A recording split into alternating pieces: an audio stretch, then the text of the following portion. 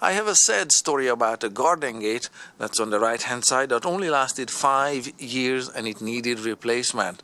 Its replacement gate is on the left hand side, has just been installed and is hanging in its door opening.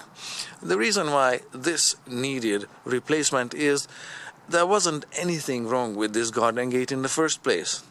What ruined it in just 5 years is that a massively incompetent half-wit installed it in the first place, who doesn't have the first clue about carpentry as much as needed to install a gate unassisted, or a fence that's straight.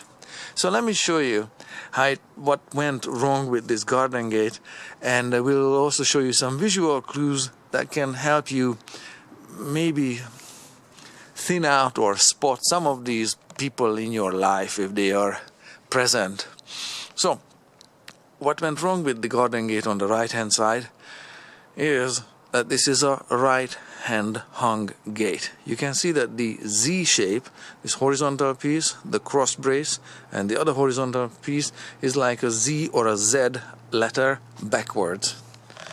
On the garden gate on the left is a garden gate that's designed to be left hand hung. You can see that the Z shape on it, or Z shape, goes in its normal orientation with the horizontal top piece, the cross brace, and the other horizontal bottom piece.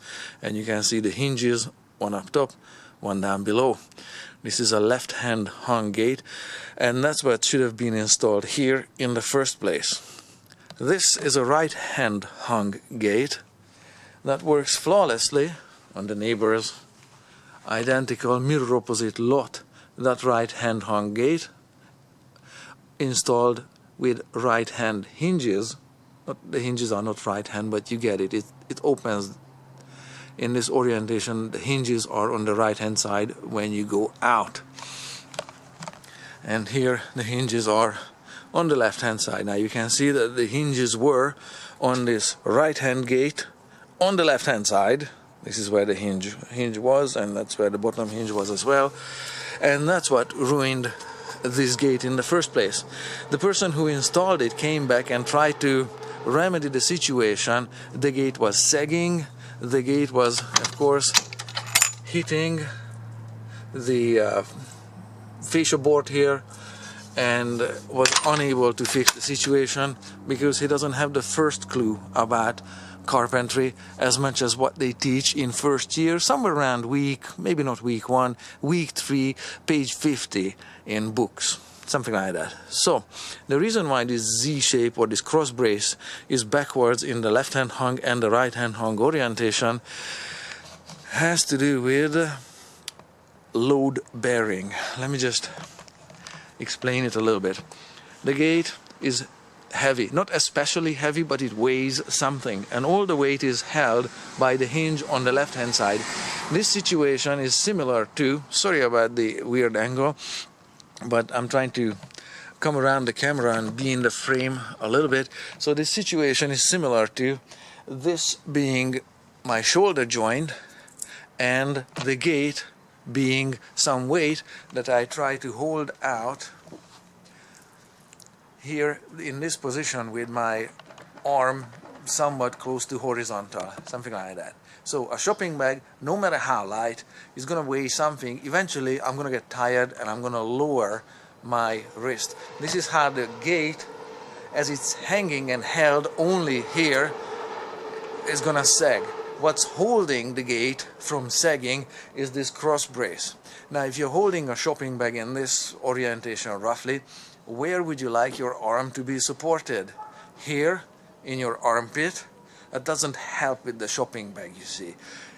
Your wrist needs to be supported with a cross brace coming, like on a garden gate, all the way back, somewhere down to your knee or down to your ankle.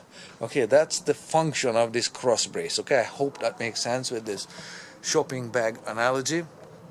And that's what makes a left hand hung gate work when the hinges are on the left hand side, and that cross brace here is a critical component in holding up the weight of the gate. Now, this gate is not going to sag anytime soon for this reason. This, however, started sagging 5 minutes it was installed. The guy came back and repeatedly tried to fix the situation. Now let's see. This is a staple that the gate originally came with. This is a bread nail, 22 gauge, the thinnest, lightest possible bread nail that doesn't hold. The guy didn't even have screws. Repeatedly tried to put some bread nails in there, and the nail that I'll let you go with choice adjectives how this nail is installed. It's not even in flat, like why bother?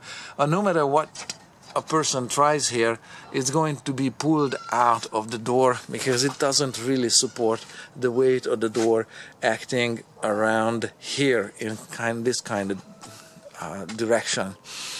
So, because the weight of the door was not supported, this little crossbar here for this catch that is here, this component had to bear the weight of the soggy, wet garden gate.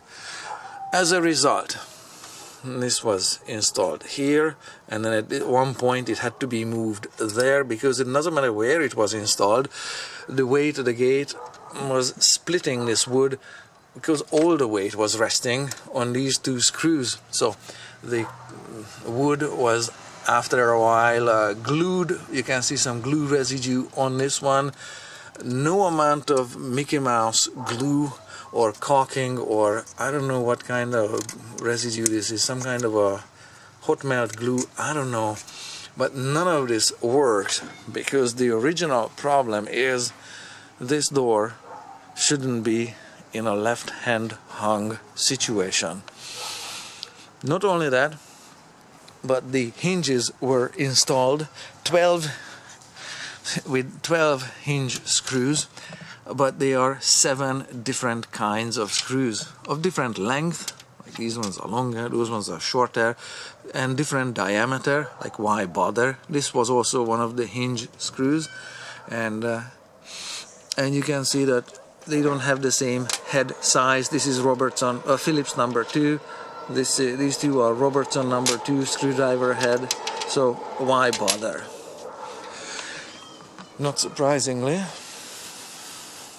of course the new hinge is in place with 12, 6 for each hinge, 12 identical screws of identical length and identical diameter that needs only one screwdriver bit to be installed. And so not surprisingly, not only the gate installation was a massive failure, but also the fence isn't straight. Like why bother? But just for fun factor, I'll show you. I have here a string line hanging here, and this string line is straight.